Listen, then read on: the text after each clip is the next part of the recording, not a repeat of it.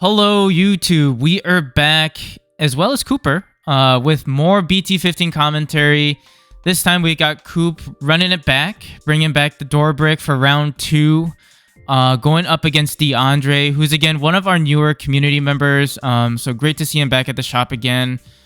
Playing a little bit of a spicier take on the Apocalypse Dark Masters list. He's not running like your traditional, like, full power Apocalypse. I think he's still running 4, but he is teching in like the Omnimon engine, which in all honesty, I think is going to be like what we're going to see moving forward after the restriction list takes place. If people want to play Apocalypse after restriction list, the only list that's done well so far was that Omnimon variant, the Omnimon Mega Zoo.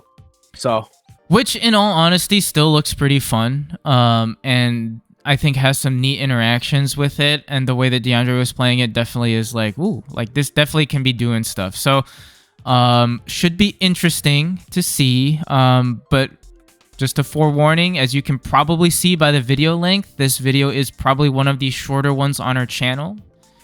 So just a little bit of a hint over there.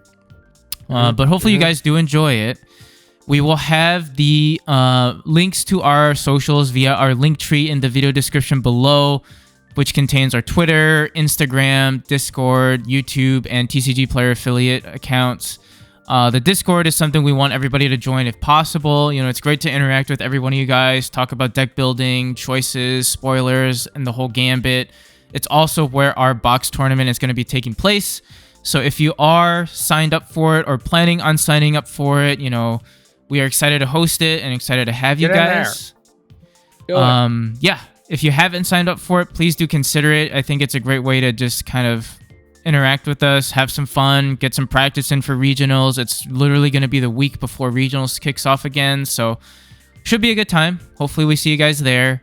As I said before, you know, if there's anything you guys want to see from us moving forward, please do let us know. You know, we have a pretty established commentary routine going forward, but if there's any other things you want to see, we're happy to try to reach out and, you know, sort of branch out and see what we can do for y'all. But without further ado, let's hop right into the round over here. I know we were talking about BT-17 off camera in between videos here, but you know what else? I'm also excited for the Gallantmon support. The new Takato is like really good. The Groundmon's cool. The Guilmon's cool. I like the new Inheritable that works better with Blitz. Yeah. Just to give extra DP. That's gonna work with a little BT-12 Gallant. Like off the Guilmon and the Gallant alone, you can pop up to a 10k or less now. Yeah. Which, I mean, I want Gallant to be good. I know like Goldie's probably one of those guys who's like really hoping for Gallant support. Yeah. I just feel like Gallant's been done so dirty that it. Yeah, I think we've talked before that he's like support for sure. He's your favorite Digimon, right? I think we talked before, or he was one of your favorites. Yeah. Was it you or was it somebody else? Definitely one of my like more. He's definitely up there. He's definitely up there with like in terms of Royal Knights. Gallant is definitely one of my more favorite ones. 100%. Yeah. The new Crimson Mode Ace though is fire, dude. That new Crimson Mode Ace is crazy. Beautiful. Okay. Same cost as a Gaia Force. Just pops up to like any number of Digimon who's hold DP up to 15,000 or less. Yeah. And then also you can just trash security for every 10 cards, which is not hard for Gallant. It's not hard to do at all. We see a pretty decent start for Coop at least. Deandre just had to hard play a Giga, which like with Dark Masters is not unexpected. It's probably not the most ideal play, but I think with the hand that he had, probably the best thing. And then we see Coop doing Dorbick things. Yep, just uses a Dorbick, uses Master Tyranno, Majira. I can't tell what the other 2 cards are. But swings 4 checks, lives, and Deandre just scoops. Which I don't blame him. I mean, that is like, okay. Emotional terrorism at its finest for the Digimon card game. So there are 2 decks that just absolutely put like a pit in my stomach when I see my opponent like start doing it, and I'm like, you get that sinking feeling in your chest. I know what you mean. Dorbick is 100% on that list because there have been so many times where I'm just like, I'm just scared of it. Like I don't know why, but like it's a matchup I feel like I should win, and then I lose every single time. Well, and there's nothing you can do about it when it does the thing usually, because if they do it the way like that Coop just did, it's too early for you to do anything. The game, you were just starting. Yeah. You didn't get to play the game yet. You were looking at your hand, mapping out a strategy for how to get your pieces, and they just swung four security checks, and you lost. Right. And it also feels bad too when it feels like they're bricking, right? And you feel like, okay, like I have momentum, I can outpace them, I can do something, and then all of a sudden it's like bam, Dorbick comes out, swings for everything, and you're like, well, my board's gone, Dorbick is there, I have nothing I can do. Like, it just feels bad. Yeah. Those level 5s really should add one and trash one. Yeah. Yeah. Should reveal 4, add 1 level 6 or higher card with Dark Master in his traits, and trash 1 level 6 or higher card with Dark Master in his traits. Done. Yeah. I do like the Ebon Wu Ace that Deandre is running in here. It is a neat tech, particularly with the cherries that he's using. Does end up going into a Zort defeat, which interacts with the hero pretty nicely, and then checks a fireball, which just allows Coop to draw 2. And a little bit of stutter here. But, I mean, I think this Omnimon Zoo sort of variant on the Dark Masters sort of build is interesting. It's a lot of, like, toolbox. It has a very toolboxy feel to it, which, I mean, Dark Masters already in and of itself is pretty toolboxy, but I think the Omnimon interactions are pretty neat. Because not just with Zort defeat, right? It's like Omnimon Zort itself allows you to, like, play up bodies. You've got, like, Merciful mode in there as well that can do stuff. Yep. It's cool. It's neat. I mean, we've seen some variations of like Omnimon Megazoo in the past with different like archetypes trying to fuel it. Yeah. This is probably the best it's ever done. But it's still just a bit rough because I mean, no matter what you do, every play you make, it passes over a lot of memory. Yeah. Oh, Coop, not like this.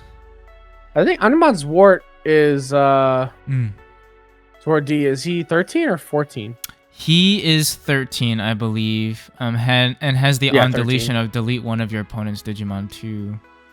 Yeah, so which is always a little Scorpio, scary. Swing 3 checks. Sorry, no, yeah, it's 2 checks. But he dies on the second check there to the regular Omnimon's Wart. I will say though, like, and this is maybe just the Mirage standboy in me coming out, but. Honestly, like seeing, I mean, the ban list is going to be taken into effect soon. Like, it's not really going to matter, but I feel like Mirage, even after the ban list, I think is still going to do pretty well. Because, like, Apocalypse still takes time to set up. Obviously, people aren't going to be playing as much Apocalypse after March 1st, but we've seen how much Guru draws. We've seen how much, like, Levia also depends on, like, draw and trashing too. So, like... The deck having the training still makes it very good, and it'll just get better again once we get to I'm just burning grades for game, and it'll get better again when we get the jamming Galga and BT-16. It'll have access to jamming again, and that Galgamon's also good because it's a 1-cost evil like level 4, right? Potentially, right? So. Because the ability to bounce, I still think, is a very powerful mechanic, especially in today's meta. Like, bouncing something, a big stack back to hand, just absolutely, like, crushes a lot of decks. If I had to guess, I think you probably end up running, like, a 3-3 split with the BT-13 Galgamon. And that whichever one spits out a Tamer. Yeah. I'm planning on doing 3-3-2. Yeah, I think you do 3-3 with the one that spits out a Tamer, and then the new jamming one, and then or 3 of the one that the EX4 one that bounces level 3 or lower. I think I like that one because you get the memory gain off of it too. Yeah, I think 3 and 3 of that is good, and I think you do 4 of the new jamming Galga. Because you can also run the Betamons from this set. They give jamming as well to help with your jamming stuff. Not to make this video a Mirage video, but... Anyways, yeah, sorry. The match was good. It was a fast match. It was Cooper did Dorbick things, and Deandre just didn't really get the chance to play, unfortunately. But that's just kind of how consistent Coop has been with this list is scary. And I will say he has a little bit of that like Jarrell like cackle. Like when things get going and you like he sees a hand that he likes, like it's scary because like he likes there's like a fire that lights up in his eyes and he goes for it. I was like, oh shit. That's when you know. I like look at his face and we like make eye contact. I'm like, I'm fucked, right? And he's like, yeah. Yeah, you can see when he's thinking, and then you can see when he sees the line. And he's just a good player too. You know, I think very, Yes, very he is. good with, especially off meta stuff. Like he cooks really, really well. But yeah, shout out to both players. I think unfortunate for Deandre in the sense that it just couldn't get a whole lot going because, like you said, Dorbick did Dorbick things. But great to see him out at the shop. Hopefully he keeps coming out. He's a good player as well. Him and the crew, like his whole crew is pretty solid. So very strong addition to our locals. Hope you guys enjoyed this sort of relatively quicker video. Just full disclosure, this week's commentary set is going to be just short in general.